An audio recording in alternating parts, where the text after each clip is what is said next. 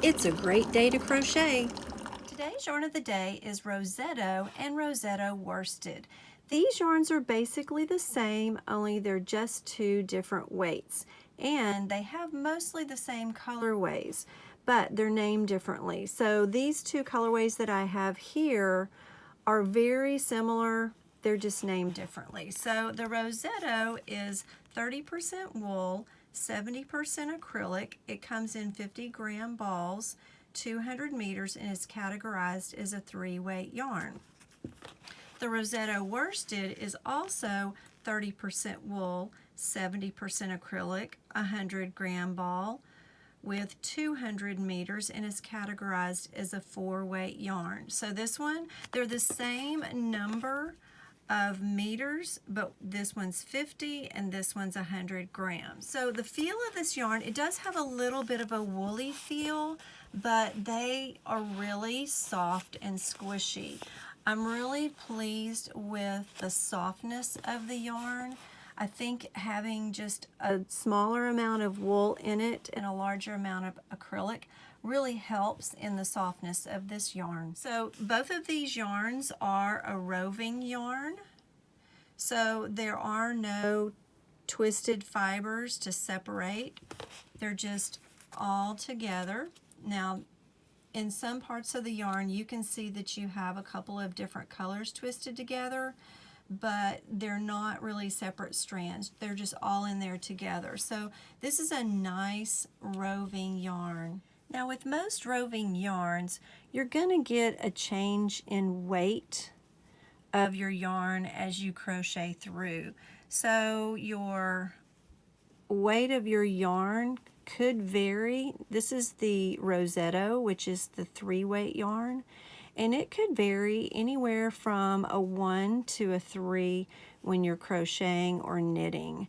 So you have to kind of be prepared when you're working with these smaller weight roving yarns. I don't see a problem with it because I'm used to crocheting with the lighter weight yarns. I'm not a fan of 1-weight yarns, but you know, if you're patient with it, you can work with it, and then you kind of get used to working with the lighter weight yarns.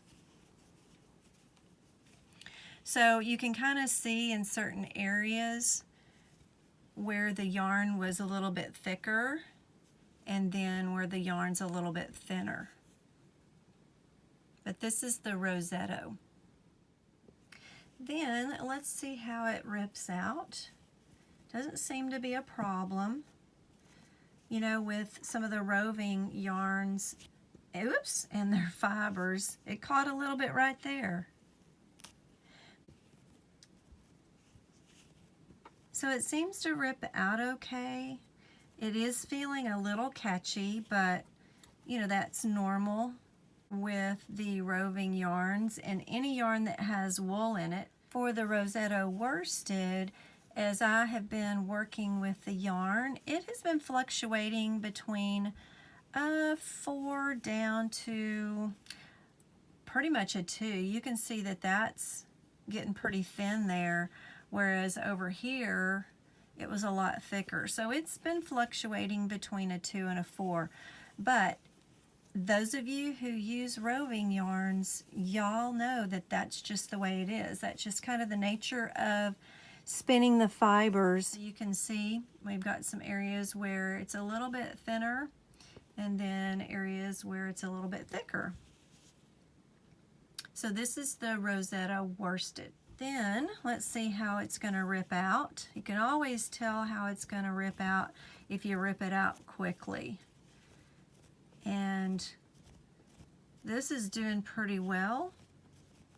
I do feel it snagging just a little bit, and there might be areas where it's going to snag and you have to break it like in the other Roseto.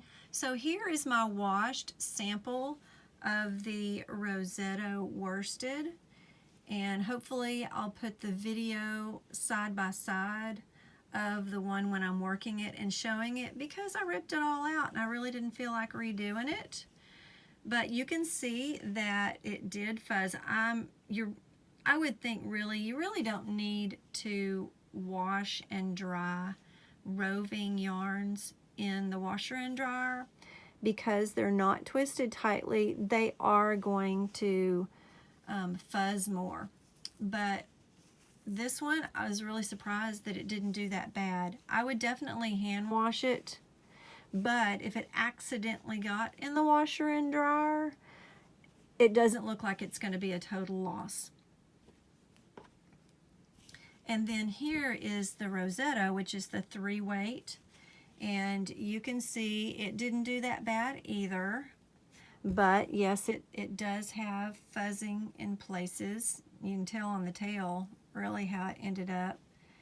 And then I'll have, hopefully when I was showing the Roseto as I was crocheting it, I'll put it side by side with this video so you can kind of see the difference in the before and the after washing. So let's take a look about the shrinking. Both the Roseto and the Roseto Worsted samples shrunk up a little over 1/4 of an inch in length and just a teeny tiny tad bit in the width. I was really excited to try the Roseto Worsted because one of my favorite yarns, which is no longer available, is the Sprightly Spectrum Worsted yarn by Craftsy. I just love the squishiness and the largeness of this ball that it comes in. And these two yarns are very similar just because they're roving yarns. This one's not the two-tone like the Roseto Worsted is, but even though this one's a 50-50 wool acrylic and this one's a 30-70 wool acrylic, they have the same feel and softness. So any of you out there who might have ever worked with this yarn, you kind of get an idea of what the Roseto Worsted is like. All right, so let's take a look at the Roseto yarn, which is on the left, and the Roseto Worsted, which is on the right, and look at some pricing. First, before we look at the pricing, you can see that each one comes in 12 colorways, and even though they might be named a little bit differently, they really are the same. So in the pack of the Roseto, these are 50-gram balls and you get 8 items. In the Roseto Worsted, these are 100-gram balls and you get 4 items. So you're getting the same amount of weight for $8.99 for each one. So when we take a look at our cost after we've added the one package to our cart, it's exactly the same, $7.95 shipping for that one package of yarn, which is $8.99 for 400 grams. That comes out to be $4.24 per 100 grams. Then if we were to add a second package, that would bring the cost per 100 grams down to $3.87. That's a pretty good savings just for purchasing another package. A couple of the worsted weight roving yarns that I could find were the Universal Yarn Classic Shades Frenzy and Lion Brand Landscape, although Lion Brand Landscapes is 100% acrylic.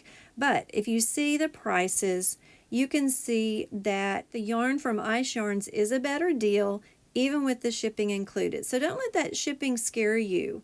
The more items you add into your Ice Yarns cart, the cheaper the shipping becomes per 100 grams.